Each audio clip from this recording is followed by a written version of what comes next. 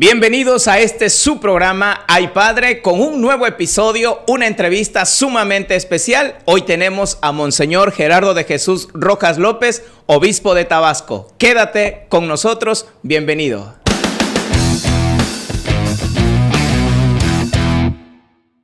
¿Y qué tal? ¿Cómo están? Deseo que se le estén pasando de lo mejor en este nuevo año que ya hemos iniciado. Y bueno, tal vez muchos estaban esperando esta entrevista, ya algunos ya estaban ansiosos de saber cuándo iba a llegar esta persona que es muy importante en nosotros, en la fe cristiana católica, aquí en nuestra diócesis de Tabasco. Y hoy tenemos a Monseñor Gerardo de Jesús Rojas López. Monseñor, bienvenido, esta es su casa y pues bienvenido a este programa, el podcast Ay Padre. Muchas gracias. Dios les bendiga. Hoy providencialmente, aunque de forma litúrgica, fue el día de ayer, pero hoy celebramos una fiesta en la iglesia. La Epifanía, que llamamos comúnmente, coloquialmente, los Reyes Magos. Son aquellos que buscan. ¿Qué buscan? Buscan al Dios verdadero, como ustedes y yo. También lo buscamos. Dios nos ha creado de esa forma y de esa manera. Somos buscadores. Abraham, según la Escritura, buscaba algo, buscaba el infinito. Hasta que un día, a la hora del calor más fuerte, dice el libro del Génesis, por ahí pasó alguien. Ese alguien era Dios, aunque Abraham no lo sabía. Y desde la puerta de la tienda de campaña, Abraham le dice: Señor, si he sido grato a tus ojos, ven y quédate conmigo. Y entró para quedarse con él. De la misma manera, al inicio de este año, podemos hacer nuestras las palabras del viejo hombre de la Sagrada Escritura, de este patriarca. Decirle al Señor: si hemos sido gratos a tus ojos, ven y quédate con nosotros, como hace falta en este momento y en estas circunstancias y situaciones, que el Señor habite, que nos dé su paz. Los judíos, los hebreos dicen Shalom. Nosotros en la Eucaristía hay un momento antes de la comunión donde nos damos el saludo de paz. Decimos saludo, pero realmente no es un saludo, es un deseo. No es dar la mano, la paz sea contigo, ¿no? Sino más bien te deseo todos los bienes, el cúmulo de gracias que Dios me sabe dar. Esa es la paz. Los dones, gracias y bendiciones que Dios derrama en sus hijos. Por eso, al iniciar este año, hoy Día de Reyes, también yo les deseo a todos ustedes la paz. Uno de los salmos así dice: por el amor que te tengo, te deseo toda la paz, la gracia y la bendición. De manera especial, el día de hoy, que celebramos a los Reyes Magos, aquellos que buscaban al Redentor. Dice que una estrella se posó hasta donde estaba la casa, donde encontraron a María, a José y al niño recostado en un pesebre, como los pastores que nos leyeron el Evangelio y lo meditamos el día de Navidad. Es una estrella. Dios se vale de muchas maneras y de muchas formas para manifestarse. Ya en la Sagrada Escritura, en el Evangelio, sobre todo en San Mateo, dice que un ángel se le apareció a José en sueños. Y le dice: José, no dudes, recibiré en tu casa a María, porque la criatura que lleva en su seno es obra del Espíritu Santo. Es un ángel. Allí hay una situación muy especial. Dios se manifiesta así. No quiere coaccionar, no quiere obligar. Es a través del signo, de la voz de un ángel, para que él libremente decida si quiere o no. Dios tiene esa pedagogía. Nunca nos obliga ni nos coacciona. De hecho, el libro del Apocalipsis así dice: mira que estoy llamando a la puerta. El que me abra, entraré con él y cenaremos juntos, él conmigo y yo con él. Sin duda, al inicio de este año, también Dios nos dice, como en el Apocalipsis: mira que estoy llamando a la puerta. Y como los Reyes Magos, también buscamos a Jesús. Decía, es a través de una estrella.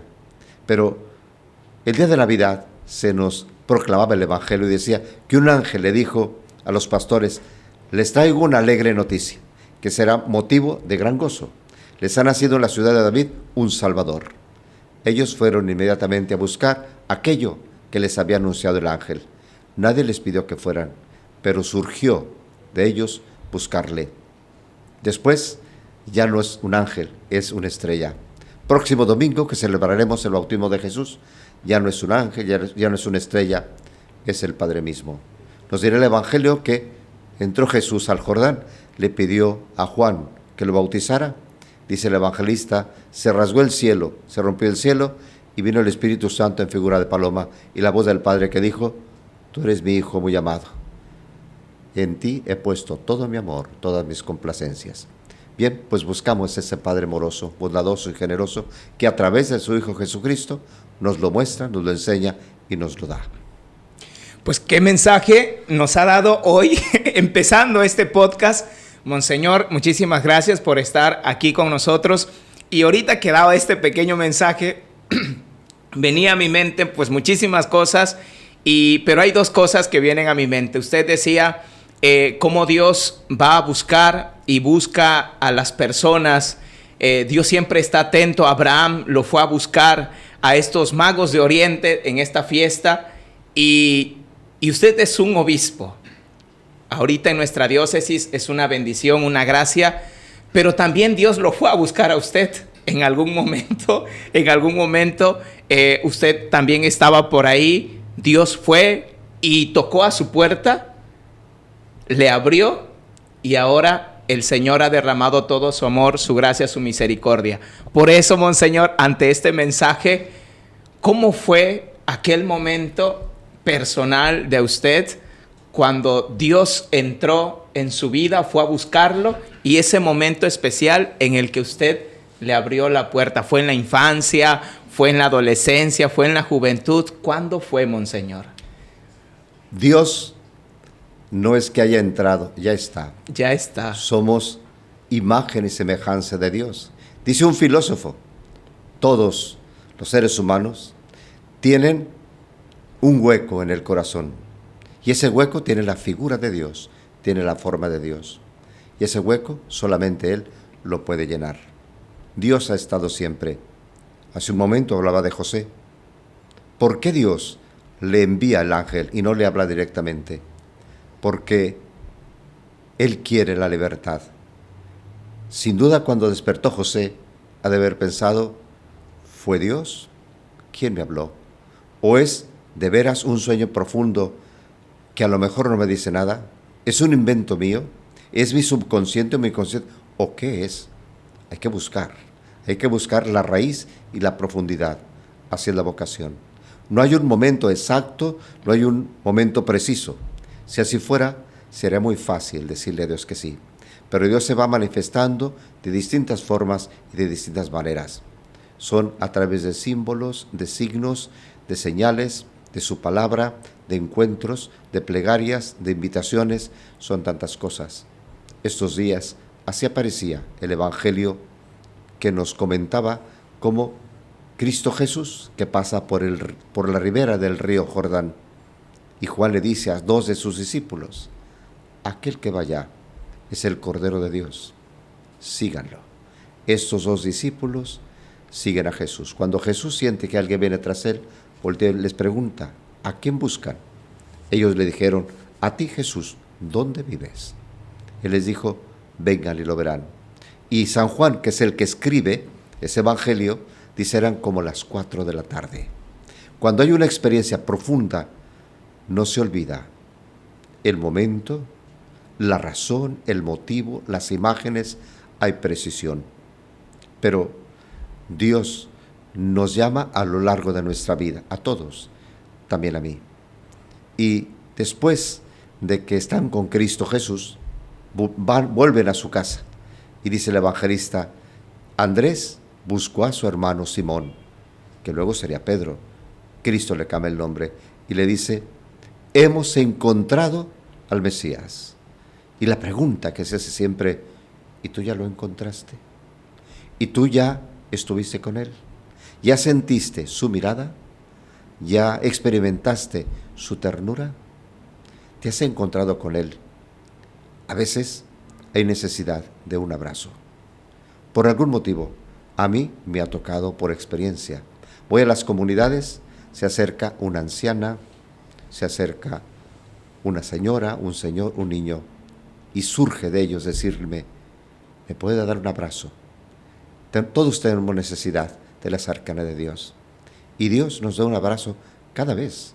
Por eso en nuestra plegaria agradecemos a Dios.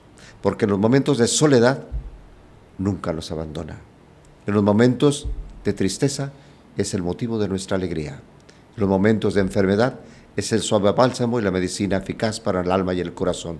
Y en el momento de cansancio es el buen pastor que nos lleva sobre sus hombros. Así que la vocación es un misterio, pero también una realidad donde hay que escudriñar, buscar y saber, ¿me lo pide Dios o es algo muy personal? Dios es el que llama y uno es el que responde. Dice San Agustín, cuando Dios pone los ojos en alguien, lo prepara y lo dispone para que sea idóneo a la misión que Él quiere encomendarle. Todos estamos dispuestos. Si Dios ha puesto sus ojos en el alma de cada uno, Él sabrá cómo, de qué manera y de qué forma nos prepara y nos dispone para ser idóneos. Y en la idoneidad, eso ya también depende de nosotros. La vocación es un don y es una tarea. Es un don porque nos regala esta vocación, pero es una tarea. Una tarea que hay que responder con toda fidelidad, con toda honestidad y, como aparece en la Escritura, amarle con todo el corazón, con toda el alma y con todas las fuerzas. No se puede servir a dos amos. O se sirve a Dios o no se sirve. Es como las computadoras. Enter o no enter. No hay otra capacidad. O le amo o es mentira. O le amo y es que hay traición si no le amo. Y es que hay infidelidad que viene a ser lo mismo. Lo que Dios nos pide, primero, al que es consagrado es fidelidad. Es decir, confiar en Él y tener, como dice Pablo, sé en quien he puesto toda mi confianza y todo mi ser. Y entonces el proceso de vocación se va dando desde pequeño, aunque a veces no se descubre hasta de adulto. Cada uno sabe. Por eso la parábola que pone Cristo Jesús es tan pedagógica y tan bella. Salió el dueño del viñedo a la plaza y al amanecer contrató a unos obreros para que trabajaran en su viña. Y a media mañana, y volvió a llamar a otros, a mediodía, a media tarde y al anochecer. A cada uno en su hora y en su momento. Vayan a trabajar a mi viña. A mí me llamó, considero yo, o escuché su voz desde que estaba pequeño, por el ambiente en el que crecí, por la situación en las que vivimos y por una providencia de Dios. Llegaron unos misioneros, se llaman pasionistas. Fueron a una misión. Y el misionero, muy joven, muy bueno, todavía tengo el recuerdo de su presencia, de su mirada, de su invitación, y nos puso a jugar fútbol, y después básquetbol, y después nos llevaba a los pueblos a predicar el Evangelio. Nosotros no predicábamos nada, nos dormíamos en las bancas, pero nos gustaba estar con él. Cuando se ama a alguien, hay un gusto para estar con él. Por eso se dice que la sabiduría, que es uno de los dones del Espíritu Santo, viene de la misma raíz. Sabiduría es sabor y saber. El saber, el conocimiento de Dios, pero el sabor de Dios, que guste. Igual que los sacramentos. Cada uno de los sacramentos tiene una de las características de nuestros sentidos en el cuerpo. Eso lo explica muy bien un converso que se llama Scott Hahn en uno de sus libros. Y dice que cuando él empezó su conversión, fue a un monasterio donde había las vísperas solemnes. Y ahí vino a la idea de que Dios en la iglesia nos da esos sentidos del ser humano y lo refería a cada uno de los sacramentos. Y decía, por ejemplo, la mirada, los ojos, es la contemplación. Por eso en la iglesia hay imágenes. No porque sean Dios, sino nos llevan a poder reflexionar y a meditar. Y decía Santa Catalina de Siena, hermosamente, mirar al crucificado en agonía es como tener un libro abierto. Cada llaga, cada herida, cada golpe en su cuerpo, cada latigazo que tiene en su espalda, cada espina que lleva en la corona de su cabeza, es uno de los capítulos de un libro. Y también decía, pero tú también tienes llagas, tú también tienes heridas, tienes golpes, tienes latigazos, tienes espinas en el alma y en el corazón. ¿Por qué no le dices a tu Señor que lea tu libro. Al fin y al cabo, dice la Biblia, con sus llagas y por sus llagas hemos sido curados. Entonces decía él, la mirada nos lleva a Dios. El oído, su palabra, dice la Escritura, el Señor me ha dado un oído atento para que escuche desde el amanecer. Y así dice la Biblia con tantos amigos de Dios. He venido aquí, Señor, para hacer tu voluntad. Háblame, que tu siervo te escucha. Y Jesús dice, escuchen bien y entiéndanme. Es el oído para escuchar la voz de Dios, la palabra de Dios. Y decía, el tacto es para tocar. Y así Cristo Jesús toca los corazones.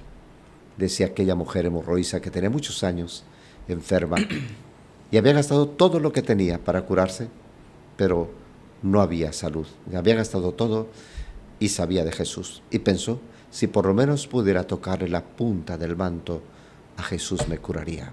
Se acercó por detrás, le tocó el manto y se curó. Podemos nosotros decirle a Jesús que queremos tocarle sus llagas, sus espinas, su vida, su cuerpo. Pero a veces, más bien decirle, Jesús, tú toca mis heridas, tú toca mi corazón, tú toca mis llagas. Es el tacto. Y decía este hermano que se convirtió, Scott Hahn, que tiene muchos libros muy buenos, y decía, el gusto es la Eucaristía.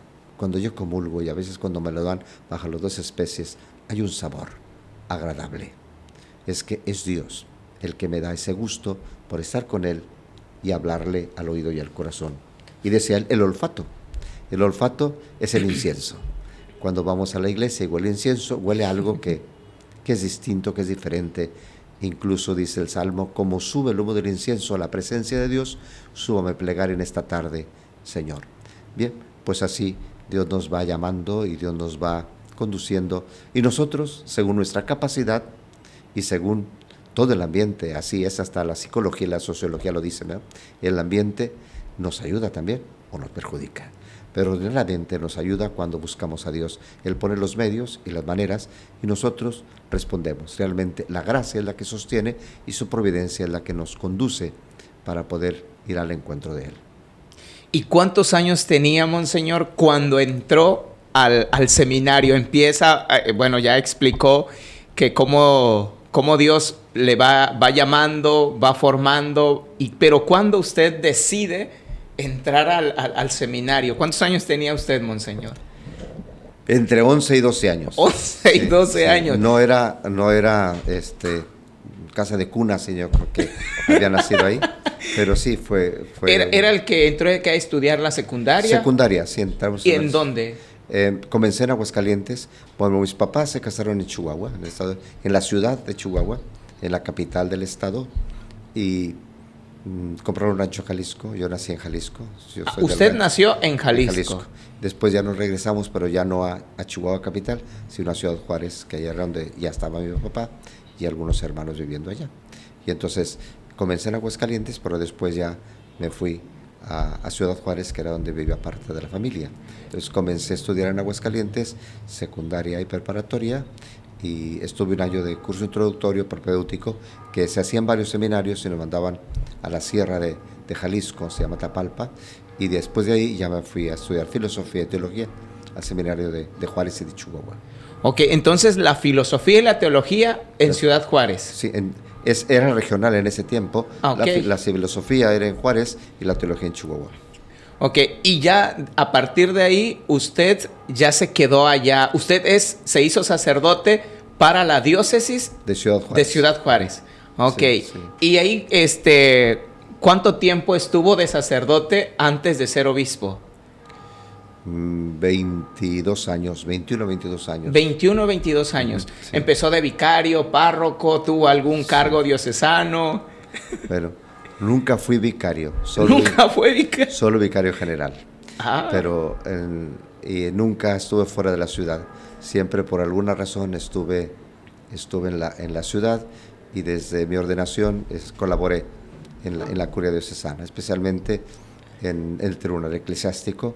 Ya después llegó un obispo, después de que don Juan Sandoval, el cardenal, lo cambiaron a Guadalajara, llegó un obispo diferente, otro, y él me invitó a trabajar en la Cancillería y después como vicario general. Y estuve como en 6 parroquias, y desde que me ordené tenía vicario, no fui vicario, pero sí fui párroco una vez, y estuve esos años en Ciudad Juárez, y en el año 2004, Su Santidad Juan Pablo II me nombró obispo de la diócesis de Nuevo Casas Grandes, que está a 300 kilómetros de Ciudad Juárez, por la línea fronteriza que hace frontera con Nuevo México, y hacia el sur con la diócesis de arquidiócesis de Chihuahua, y también con la diócesis de Cuauhtémoc Madera, la parte noroeste del estado de Chihuahua. Cuando usted, ahorita que mencionaba que pues no fue párroco, para los que... Fui párroco.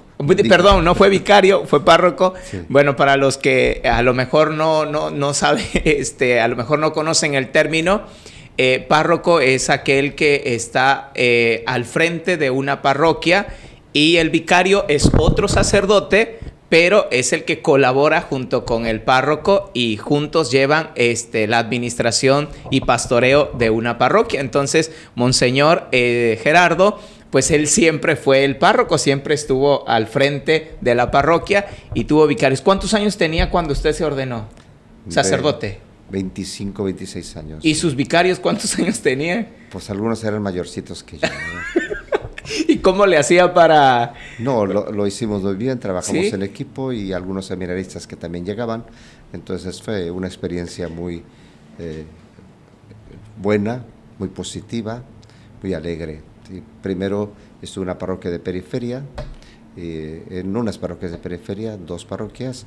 Después ya me llamaron para que estuviera en una parroquia, la última que tuve, se llama El Señor de la Misericordia, está en un área donde hay universidades, es una parroquia muy grande, caben 1.500 sentados, y luego hay una escalera hacia abajo que caben 250 en una capilla que hay abajo. Entonces el estacionamiento es bastante amplio, sí.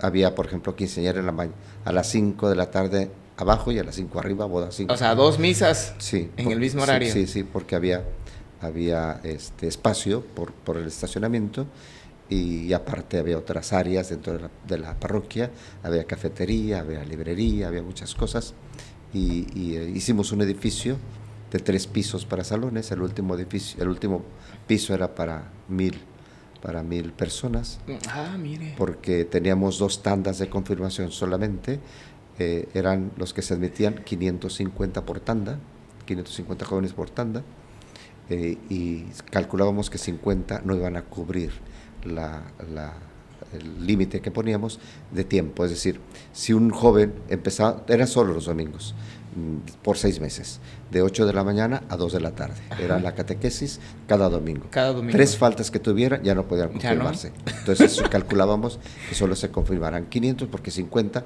de alguna manera no por alguna razón, ¿verdad? Ya no podían confirmarse. Entonces eran dos tandas, por eso los salones grandes. Para hacer los retiros de papás y padrinos necesitamos un espacio grande, y andar buscando siempre es complicado, por eso lo construimos. Y solo coordinadores eran 90 coordinadores, y una religiosa que era la que me auxiliaba, que realmente era la que se encargaba de confirmaciones y de primera comunión, que primera comunión también era por mayoría, ¿verdad? Era una parroquia grande. Logro entender que su ministerio sacerdotal fue un ministerio muy activo, porque párroco al frente pues de su parroquia, con sacerdotes vicarios, y que también tenía un servicio en la curia, que fue canciller y después vicario general, y además construcción en su parroquia de los edificios, y clases en el seminario, y algunos seminarios que tenía también en la universidad. O sea que fue una vida sacerdotal muy movida, muy activa. Sí, muy fuerte, sí. Y cuando... Pero era muy joven, no, como dice la Escritura, no nos cansábamos. 25 años, estaba bien joven. Sí, era el más joven de la diócesis. En ese entonces. Y por algunos años. ¿Y fue usted el primer obispo, o ya habían otros obispos salientes de...? Fue el primero de ahí. Ah, bueno. Sí. ¿Por qué pregunto esto? Porque hace unos meses fui a Ciudad Juárez a una reunión que sí le comenté. Y bueno, pues un padre ahí en son de broma también, ¿no? Y comentario, cuando le dije que yo iba de pastoral juvenil de la diócesis de Tabasco, el padre, Chava, entonces me dice, mira, allá está Monseñor Gerardo, el hijo predilecto de Ciudad Juárez, porque es el primer obispo de Ciudad Juárez, entonces lo quieren mucho, lo aprecian mucho y se me quedó mucho eso y recuerdo que por un mensajito ahí se lo comenté también. Entonces, lo nombran obispo ¿y qué sucede? ¿Cómo acepta usted esta noticia? ¿Lo esperaba? ¿No lo esperaba? ¿Qué pensó? ¿Qué pasó en su corazón cuando le llega el nombramiento de...? Ordinariamente uno no sabe. Okay. Yo no lo sabía, simplemente me llama el nuncio. Ajá. Y ya me dice que su santidad Juan Pablo II me invita y me pide si quiero hacerme responsable de la diócesis de Nuevo Casas Grandes, Chihuahua. Entonces, ahí hay dos opciones: si le dices que sí inmediatamente o que no, o dice cuánto tiempo necesita para resolver esta invitación, ¿verdad? Entonces ya dan un tiempo o se dice inmediatamente. ¿Y qué pasó por su mente cuando le llaman y le hacen la propuesta? Lo que me preguntó en ese tiempo el obispo que estaba responsable como nuncio, un italiano, Giuseppe Bertello, me dijo que decía su santidad Juan Pablo II si quería asumir la diócesis. Entonces yo le dije, bueno, entonces yo le digo le llamo al Papa y soltó la risa, ¿verdad? Quiere decir, este es primerizo, ¿verdad? No, y luego me dice, Monseñor, no le van a contestar. No le van a contestar. Por eso le pregunto yo. Entonces está uno sin yo saber soy el intermediario. Sin saber muchas cosas. Y entonces empezamos a platicar. Primero me sorprendí, no hallaba qué decir ni qué pensar en ese momento. No ofuscado, pero sí, como dice el rey David, porque a mí, ¿verdad? Porque a mí. Es una expresión muy bonita del rey David, cuando Dios le promete y le dice, sí, porque a mí, ¿quién soy yo para que me dé esta gracia? Le dice a Dios. Entonces, pues es lo mismo, ¿verdad? ¿Quién soy yo? Y bueno, ya poco a poco lo va uno asumiendo y ya empezando, porque inmediatamente que sale la noticia, uno le dicen un día y a los 4 o 5 días sale la noticia. Durante ese tiempo le dicen al candidato que él le obliga al derecho pontificio, es decir, que no puede decirlo a nadie. Claro. Solo a su director espiritual. Entonces nadie lo sabe. Ya cuando sale la noticia, el candidato le dijeron 3 o 4 días antes, ¿verdad? Suponiendo, en mi caso, si algún día me llegan a cambiar, me llaman y dentro de 3 o 4 días sale el nombramiento. Nadie sabe hasta ese momento. Hasta ese momento. Nomás el candidato. Uno se lo puede decir al director espiritual. Pero el director espiritual le obliga también a decirlo. No puede decir chismoso. No es chismoso. Ordinariamente escoge uno a un confesor y un director espiritual que no sea chismoso. Claro, que no lo deben ser. Ninguno es chismoso, pero por si las dudas. Sí, sí. Entonces, sí. La dirección espiritual así tiene que ser. Y entonces ya después ya empieza el Colegio de Consultores a llamar al obispo candidato, al electo que va, para una reunión primera. Entonces lo primero es poner la fecha de acuerdo a las posibilidades del nuncio, en mi caso, y de aquel que me iba a ordenar, porque yo no era obispo, era un sacerdote, claro, presbítero. Entonces ver fechas junto con el nuncio, se pone la fecha y luego piden un lema. Cada obispo tenemos un lema, cada obispo tenemos un escudo que refleja y manifiesta lo que uno tiene por dentro, ¿verdad? Entonces, eso usted lo crea, lo elige. Lo elige y lo hace, ¿verdad? Okay. Entonces yo escogí Te basta mi gracia. Te basta mi gracia. Desde niño, mi abuelo me enseñó a rezar la oración: tomad, Señor, y recibid. Y al último dice: te basta mi gracia. Te basta mi gracia. Entonces siempre la recé y siempre fue una oración muy sentida hasta ahorita por quien fue el que me lo enseñó y de qué forma, de qué manera. Y entonces pues escogí ese lema y el escudo, ¿verdad? Cada uno escoge su escudo y se va cambiando. ¿Qué signos tiene su escudo? El escudo que tenía en Casas Grandes es distinto al que tiene aquí. Ok. Pone uno lo que uno quiere en cuestión de vida espiritual, pero también de lugar. Ok. Entonces, el escudo de Nuevo Casas Grandes tiene, su territorio es desierto, llanura y sierra. Así, sí. Entonces, de la diócesis de Ciudad Juárez a la diócesis de Nuevo Casas Grandes, que es la vecina, son 300 kilómetros. Okay. Entonces, de la salida de Ciudad Juárez a la primera parroquia de Nuevo Casas Grandes son 100 kilómetros, donde no hay nada, solo arena. O sea, es vil desierto. Vil desierto, y también hay llanura, que es donde están todos los árboles, sí, que se producen la fruta en tierra árida o semiárida, y en esa llanura, que son la nuez, luego un poco de sierra, que ya hay pinos piñoneros, que son los que dan los piñones chiquitos. Sí, sí, sí. Si te has fijado que los pinos tienen unas piñas que son las que adornan en Navidad. Ah, sí, sí. Pero esas son de ornato. Okay. Porque las piñas las ponen un Sprite, pero las que dan fruta es igual a piña, pero de piñones. Okay. Nada más que esos dan nada más cada 6 años piñones. ¿Cada 6 años? Por eso es muy caro el piñón. Sí. Y también es muy cara la nuez porque es muy, muy delicada. Y entonces hay frambuesa, hay cereza, hay durazno. De hecho, Casas Grandes es uno de los productores más grandes de nuez y de durazno.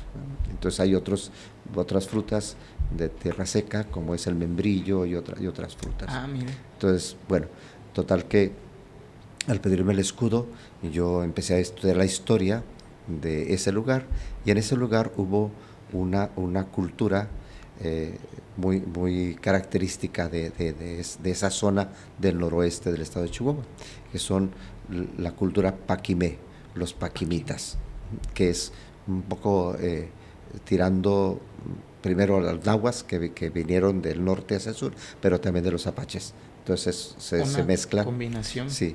Y ellos tienen una forma muy especial de hacer sus casas. Se llama casas grandes porque las casas son muy altas y hechas de adobe porque el clima es muy fuerte. Por ejemplo, en diciembre, enero, hay días que son el clima 10 bajo cero. Entonces, ahorita está calientito, 2 bajo cero, 0 grados. Está calientito. Sí, está tibio. Está tibio, entonces es que son de adobe y ordinariamente tienen chimenea, ¿verdad? Para que se caliente la casa. Caliente. Y arriba hay como un tapaquito que es donde sube el calor y es donde ordinariamente ponen a los niños, donde está lo más caliente. Para que se caliente. Sí. Y entonces las ventanas y las puertas son muy especiales. Es como un pinito la puerta, como un pino, en forma de pino las puertas y las ventanas. Entonces yo tomé la imagen del pino, la imagen del pino de las ventanas y puertas de las casas, simulando 2 manos, que son las manos del Padre Celestial. Y aquí en Tabasco hice lo mismo, pero de 2 hojas de plátano, que están juntas. Sí. Lo que sostiene todo el escudo son esas hojas de plátano, que son las manos del Padre. Y allá era la casa y las ventanas. Y luego en Casas Grandes puse la cruz, y luego el cáliz y el pan, y la estrella, que es la Virgen María, y el Espíritu Santo. Y el color era color tierra, como la tierrita media cremita, media cafecita por el desierto. ¿Verdad? Por el desierto. Y aquí en Tabasco cambié el escudo. Es un cayuco, que es la forma de la iglesia. Sí, sí. Y en el cayuco va también puesta una cruz, porque la historia del estado de Tabasco es que llegaron los españoles más o menos a la altura de frontera, y dice que se celebró la primera misa ante una gran cruz, y junto a un lado estaba el estandarte de Santa María de las Victorias, que por cierto es la imagen que aparece en el escudo del estado de Tabasco. Sí, sí, sí. Y es la imagen mariana. Entonces puse el cayuco, y luego puse la que guía esa barca, es el Espíritu Santo. Es una llama, es como una llamita. Sí, sí. Y al fondo la estrella, que es la Virgen María, y azul la mitad del escudo, y verde la otra mitad del escudo. Lo azul por el agua. Por el agua. Y lo verde por la vegetación, ¿no? Entonces, tiene 2 escudos, el de Nueva Casas Grandes y el de Tabasco. Sí. 2 diócesis ha tenido. Sí, 2 diócesis. ¿Sí? Y cuando lo nombran ya obispo y pues llega, ¿cuántos años tenía cuando lo...? 47. 47. Llega a la diócesis, pues ya no es lo mismo pues ser sacerdote, una parroquia, un territorio a lo mejor pequeño, un vicario, a lo mejor una religiosa, sino ahora ya es todo un territorio mucho más grande, más sacerdotes a su cargo de una u otro modo, vamos a llamarlo así. Sí, como vicario general, pues lo que no se le habían le echaba la culpa al obispo. Y ahora pero ahora ya no había quien echarle la bronca. Uno es el que asume toda la responsabilidad. ¿Y cuál fue el reto, empezando su ministerio episcopal, qué reto se encontró pues ya siendo obispo en su primera diócesis? Primero, conocer al presbiterio. Claro. Escucharlo. ¿Cuántos sacerdotes tenía no más eran o menos? Muchos, no eran muchos, eran como 40 sacerdotes. Ah, bueno, eran pocos. Sí, y los consejos parroquiales, escucharlos y luego ya con ellos continuar con el plan diocesano, ¿verdad? Entonces sí, comencé. Y al llegar acá, pues cambia todo, ¿verdad? Para acá por mayoreo, en lugar de 40 sacerdotes fueron 220, 200, bueno, menos porque ya han ido creciendo. En estos 14 años que tengo de obispo, aquí en Villahermosa, en Tabasco, he ordenado alrededor de 125, 130 sacerdotes, entonces sí ha crecido mucho. Prácticamente la mitad del presbiterio lo he ordenado yo, entonces hay sí, cierto conocimiento, cierta cercanía hasta donde ha sido posible. Pero de sí, esos 125 nuevos sacerdotes, ahí estoy yo. Sí. Muchísimas gracias, monseñor, por la ordenación sacerdotal. Entonces, allá, bueno, empieza una nueva aventura, ¿no? Pues todavía, por la gracia de Dios, lo hacen obispo relativamente joven. Y como decía usted, ¿no? Acá, siendo sacerdote como vicario general, pues le echaba a lo mejor la bronca al otro, ¿no? Al obispo, hoy está esta situación, pero ahora a usted le toca solucionar todo. Y yo creo que empieza a adquirir la experiencia como pastor de una diócesis. Y bueno, le dan su segunda diócesis, que es Tabasco, y que pues son dos polos, creo que totalmente diferentes, otra cultura. ¿Cuáles fueron los retos que aquí en Tabasco cuando llega a nuestra diócesis?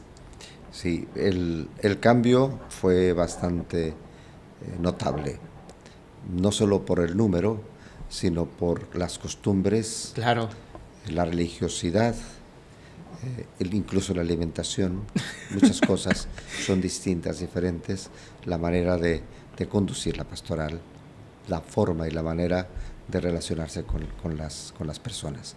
Y la diócesis donde estaba era más pequeña.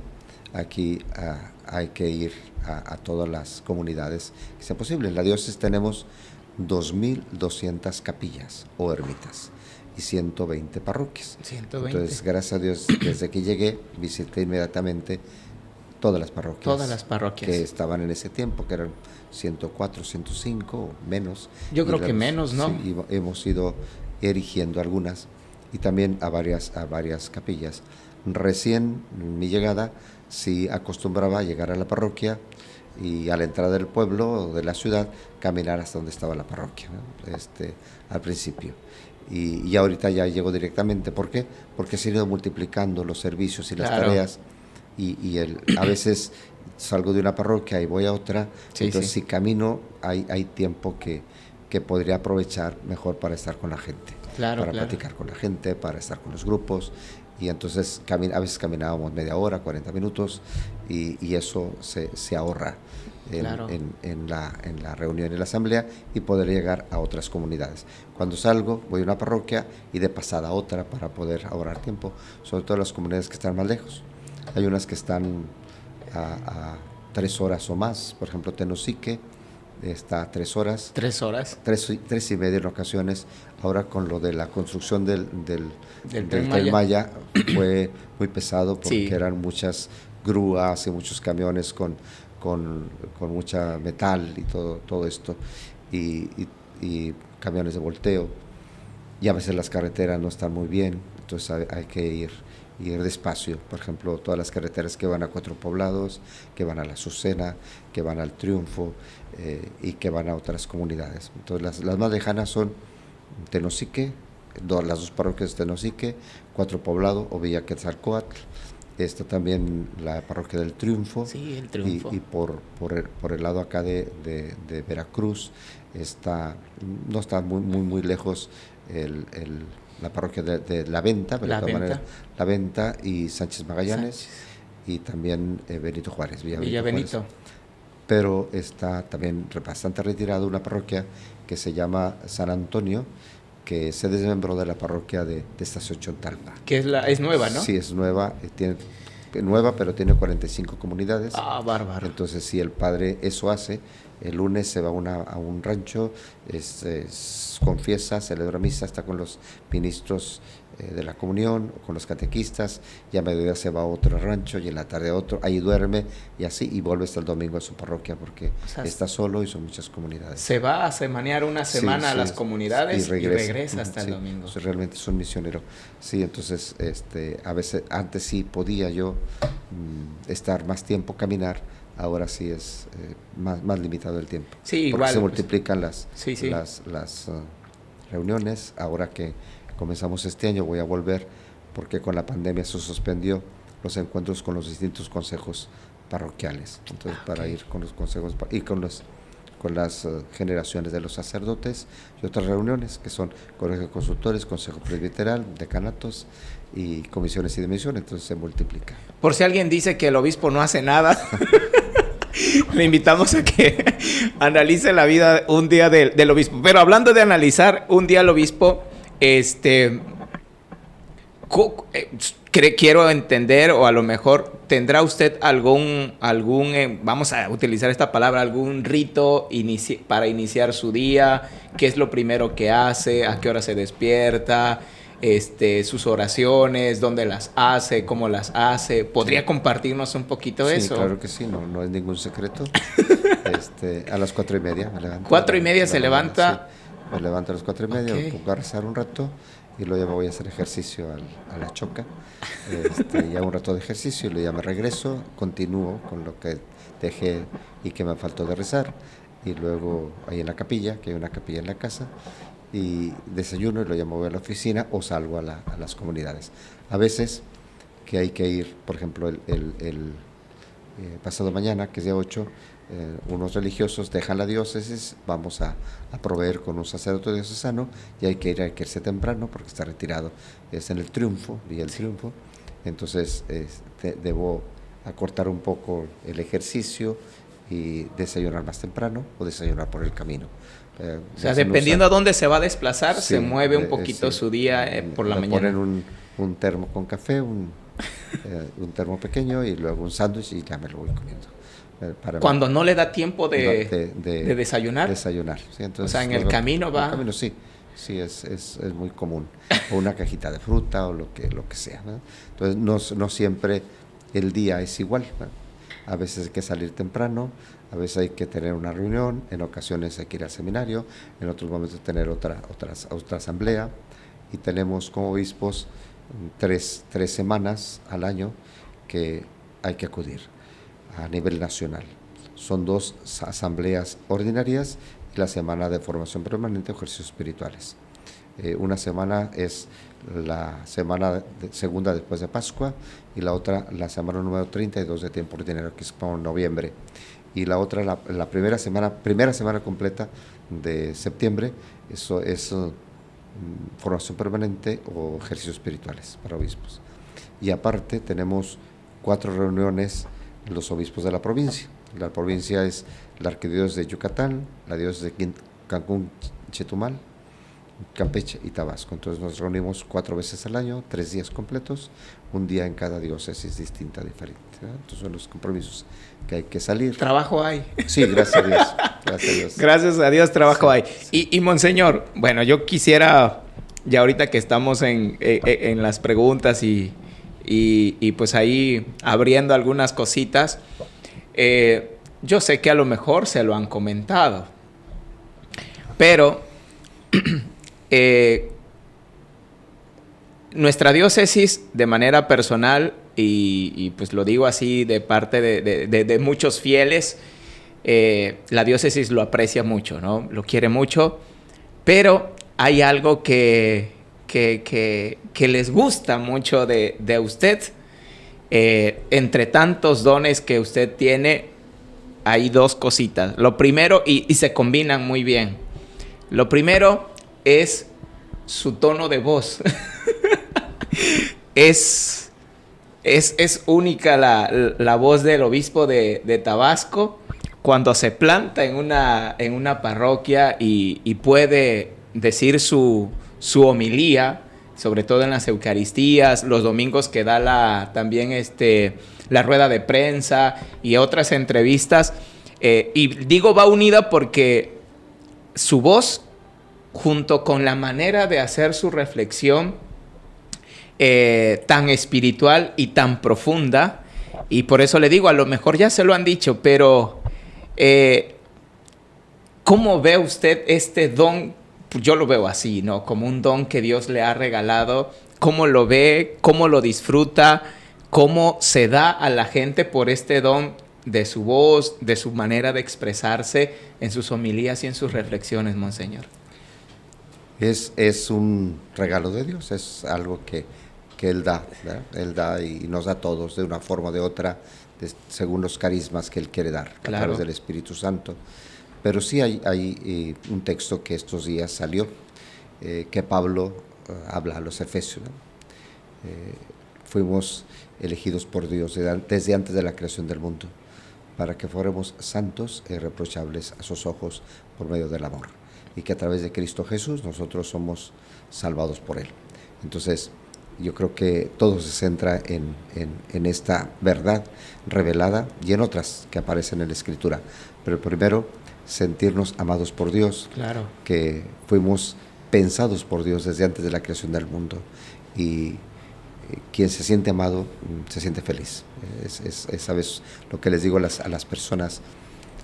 La mamá sabe cuando una hija está enamorada, cuando la muchacha, la hija, se pinta, se cambia, se baña, se pone un vestido muy bonito, a veces le roba los zapatos a la hermana para que combinen con el vestido, o la bolsa también, le agarra sus pulseras y sus collares y sus aretes para verse muy mona, y su perfume y todo lo demás, y sale muy contenta, saludando a medio mundo, y la mamá toda asustada, no, piensa que algo le pasó a la hija, que está volviendo loca. Y al volver se come a besos a la mamá y le ayuda a lavar los trastes, y la mamá se le cae la cazuela, ¿no? Porque le pregunta cómo se hace tanta emoción, cómo se hace tal comida, porque a esa le gusta el novio y quiere quedar bien. Entonces la mamá sabe, esta está enamorada, no hay otra cosa. Algo pasa por ahí. Pero nada más no está enamorada, ¿quién la aguanta? ¿Verdad? Es geniosa, regaña a medio mundo, patea al niño, avienta la puerta, así somos, ¿verdad? Entonces cuando hay un enamoramiento hacia Cristo Jesús, somos felices. Claro. Hacemos todo sin rezongar, sin molestarnos. Y realmente hay cansancio, sí, pero es un cansancio sabroso, por decirlo, claro, de alguna manera, como todos los sacerdotes y toda la gente profesional también, y no profesional, todos los que trabajan. A veces sacerdote, me fijo con los de padres de catedral que confiesan todo el día, que tienen muchas misas y caen como piedra en pozo en la noche, ¿verdad? Pero felices y contentos, claro, por haber servido. Creo que cuando se ama se es feliz, ¿verdad? Cuando claro, se ama es feliz. Ahora lo vimos con la reflexión sobre la Virgen María, le dice el ángel: alégrate, la llena de gracia, porque el Señor está contigo. En otras palabras, ¿sabes por qué tienes que estar feliz, María? Porque estás llena de Dios. Claro. Una persona que está llena de Dios le empuja a servir, por eso va con su prima Isabel a servir.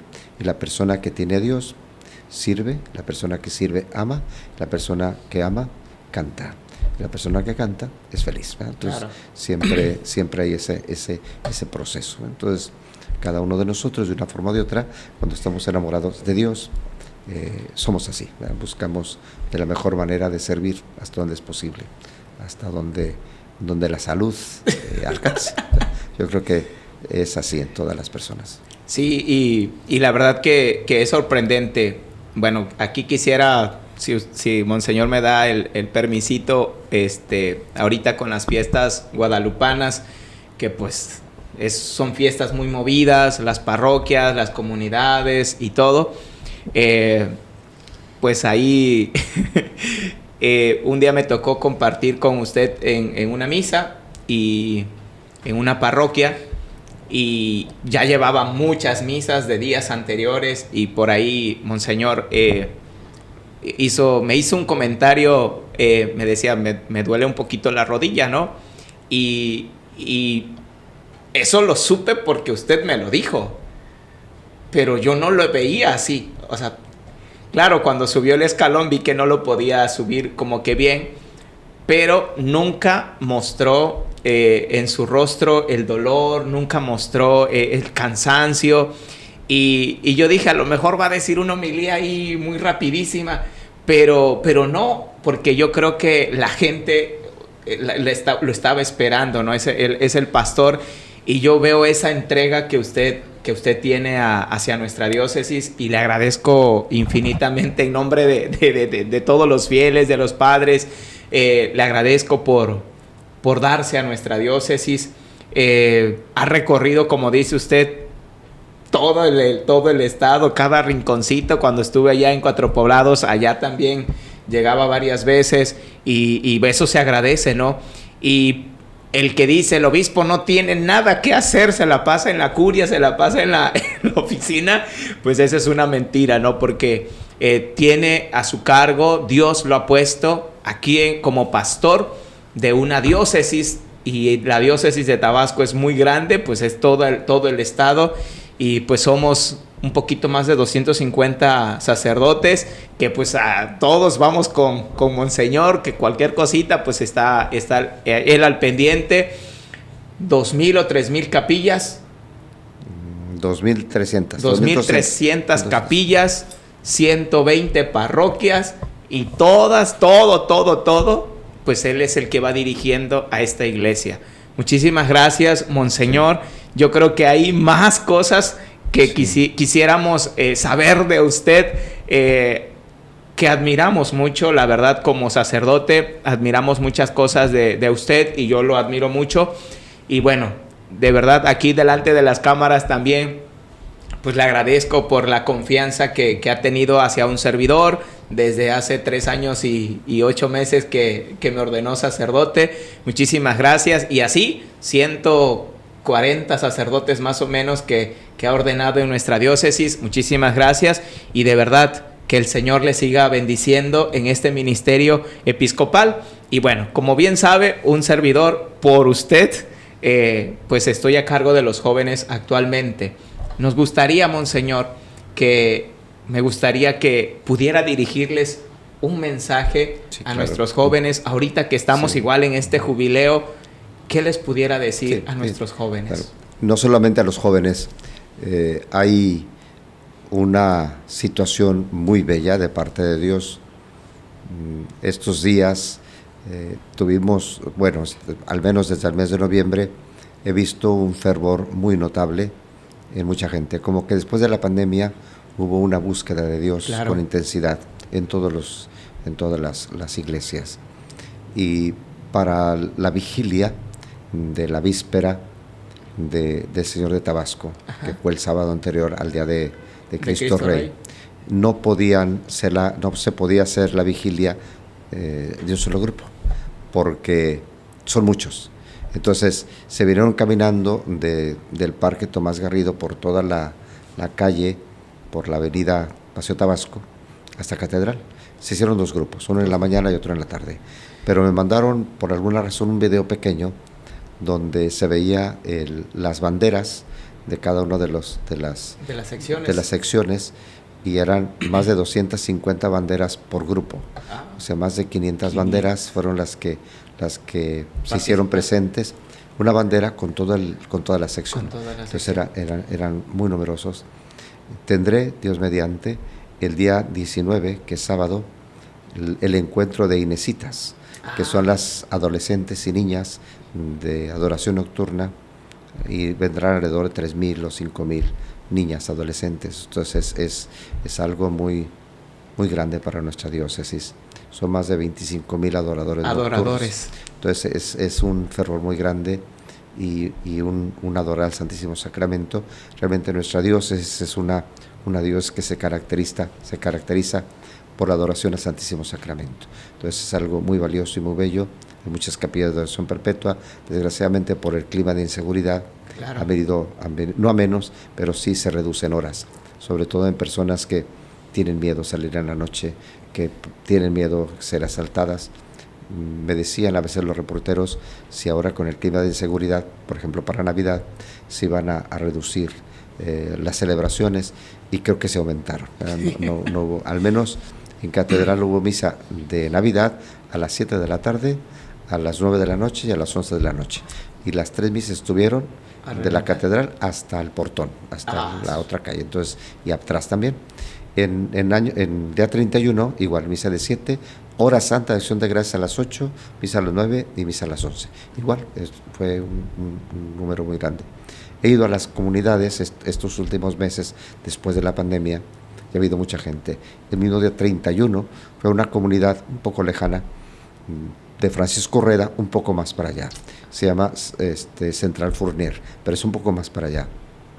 Porque me dijo el padre después de misa, vamos a comer aquí cerquita, como 20 minutos por terracería, pero la gente muy contenta, los niños con globos, porque pues era fiesta, era el día 31, entonces con mucho fervor, sobre todo también mucha fruto en cuanto a la reconciliación, las confesiones. A veces va uno a otros lugares y gente comulga, pero no tanta como aquí. Quiere decir que hay signo de conversión, signo de alma limpia, signo de, a pesar de todos los muertos que ha habido en estos últimos días, hay gente muy santa.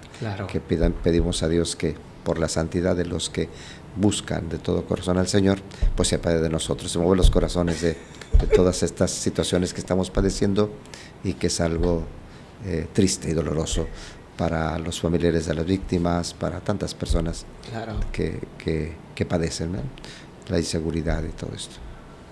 Pues bien, Monseñor, pues muchísimas gracias, le agradecemos por este espacio, y pues como sacerdote, pues yo sé que estamos a cargo de usted es nuestro pastor, pero pues también como sacerdote, de verdad, le deseo lo mejor en su ministerio episcopal, que siga dando más frutos aquí en nuestra diócesis, frutos en abundancia, y que no nos detenga ni el miedo ni nada, ¿verdad? Sino que pues sigamos adelante, y que pues nosotros los sacerdotes sigamos respondiendo a Dios principalmente, y sigamos respondiendo a lo que usted nos va disponiendo en el trabajo, en el ejercicio de nuestro ministerio sacerdotal. Y pues muchísimas gracias, Monseñor. Me decías que unas palabras para los jóvenes, que eran las que me faltaba. Estaba esperando para no interrumpirte. Hoy es Día de los Reyes Magos, no fue ayer, pero hoy también. Y quien condujo a los reyes fue una estrella. Como le pido a Dios que cada joven de nuestra diócesis sea una estrella, que lleve a los demás hasta donde está Cristo Jesús, para adorarle y bendecirle, y más que adorarle, que es muy grande eso, ser mirados por Él, ser contemplados por Él. Su mirada es creadora, creativa, las miradas de Jesús son muy especiales, cuando llevan a aquella pecadora y se la arrojan a Cristo Jesús y le dicen, la ley de Moisés dice que hay que apedrear a las mujeres adúlteras, ¿tú qué dices? Se puso a escribir en el suelo, y luego ya se endereza y ve que no hay nadie, pregunta a la mujer, ¿dónde están los que te acusaban? Se han ido, tampoco yo te condeno, vete y no vuelves a pecar. Sin duda la mirada de Cristo Jesús en aquella mujer nunca se le olvidaría, ¿verdad?, por su ternura, por su amor, por su misericordia. Cuando aquel leproso se arrodilla a Cristo Jesús, si tú quieres, le dice el leproso a Jesús, tú puedes curarme. Cristo Jesús le mira y le dice, sí quiero, y le tocó la parte enferma, la parte podrida, la parte leprosa, y lo curó. Entonces hay muchas personas que desean estar con Jesús, y esas estrellas son los jóvenes, ¿no? ¿Cómo pueden llevar a Cristo Jesús a que les mire? Porque su mirada siempre no es de juiciar, no es de criticar, es de amar, y es de llamar, es de servirle a Él, pero a través de los hermanos. Entonces yo le pido a Dios que nuestros jóvenes sean como esa estrella que condujeron a estos Reyes Magos. Por otro lado, dice la Escritura que Herodes quiso matar al niño. Entonces hay muchos Herodes que quieren matar a los jóvenes, y ese Herodes se llama a veces la violencia, en ocasiones es el alcohol, a veces es la droga, a veces son los amigos, son tantas cosas que pueden matar el corazón de los jóvenes. Claro. No físicamente, pero anímicamente sí. Ahorita tenemos un índice muy alto de depresión y de suicidios en adolescentes y jóvenes, entonces falta el acercamiento de los padres a los hijos, la comprensión, la escucha, el acompañamiento. Nosotros hacemos en la iglesia hasta donde podemos en nuestros grupos, como tu trabajo, y lo felicito, y todo tu equipo que tratan de conducirlos para tener un encuentro vivo con Cristo Jesús y ser felices, que es el único que nos da la alegría plena. Muchas gracias por esta entrevista. Dios les bendiga, en nombre del Padre, del Hijo y del Espíritu Santo. Y también, como celebramos el día primero, Santa María, Reina de la Paz, que ella nos conceda la paz en los corazones, y como ella le dice en el capítulo 2 de San Juan, hagan lo que mi hijo les diga, le dice a los sirvientes de la boda, pues hacer lo que su hijo nos diga. Muchas felicidades. Gracias. Pues muchísimas gracias, Monseñor. Pues siempre va a ser un gusto tenerlo aquí. Ojalá que nos pueda regalar más adelante otra entrevista, pues para seguir conociendo un poquito más de su ministerio episcopal, sacerdotal, y pues también llevarnos a todos los fieles hacia Dios. Sí. Escuchar sus mensajes siempre es muy consolador, es muy profundo y nos llena de mucha esperanza. Sí, pues vendré cuando ustedes me inviten. A veces voy a una parroquia y me dicen, ¿por qué no había venido? Porque no me habían invitado. Tampoco me puedo meter. Entonces, si su párroco no me invita, pues no voy. Ok. Entonces, cuando me inviten y pueda, con mucho gusto. Desde hoy hacemos ya la invitación. Muy bien. Pues muchísimas gracias, Monseñor. Dios me lo bendiga. Gracias. Y pues nos vemos en el siguiente episodio de Ay Padre. Dios les bendiga.